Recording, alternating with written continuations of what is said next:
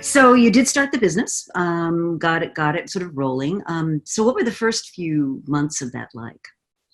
Well, the first few months of it were essentially I was a gopher and my business partner was a gopher. And I think a lot of people don't understand that as an entrepreneur at the early stages, especially if you're not very well funded, you have to do it all. So everything from initially finding an office to, I had never even thought about this, finding an accountant to deal with things like payroll and our bills coming in and stuff like that. So it really, in the first few months, Peter and I had to put on every single hat, from real estate agent to head of HR to anything to get things done. And our business, as you know, is about getting fantastic people like you to sit in front of a camera for an interview. So we also were the head bookers.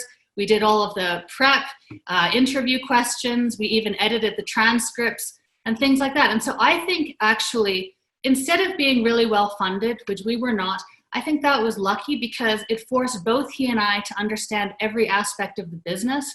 And that's what I would encourage entrepreneurs to do as well, is not just hire people to do everything for you at the start, but to get in there in the weeds and learn exactly what it is your business is doing. Mhm. Mhm. Well, and I mean, one of the things that's been very what was it? Exasperating would be the word I would use for me over the last 10 years is all these businesses that sort of shouldn't exist, but somebody thought they were a great idea. And so they metaphorically back this truck up full of money. I was talking to Joanne Wilson about this last week, and she said, oh yeah, it's like there's a river of money just running. I lean behind my desk and I pick it up. And one of the problems with that is, traditionally Entrepreneurship 101 says you have an idea, right? You find product market fit, and then you go to market and you sort of, start earning transactions, and then you can scale, right? And what a lot of these companies have done is they sort of had an idea, they skipped over that middle bit, and then they went right into scaling.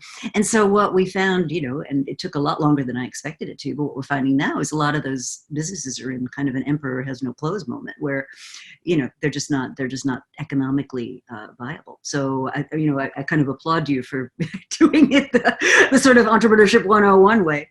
Well, I also find that some of the people who have started these incredibly well-funded businesses, like I'm forgetting his name, but the founder of WeWork, there's an initial huge success and then a failure, but these failures are rewarded with huge amounts of money. I mean, he got a huge golden parachute for a business that is not doing well at all, and I simply don't understand that.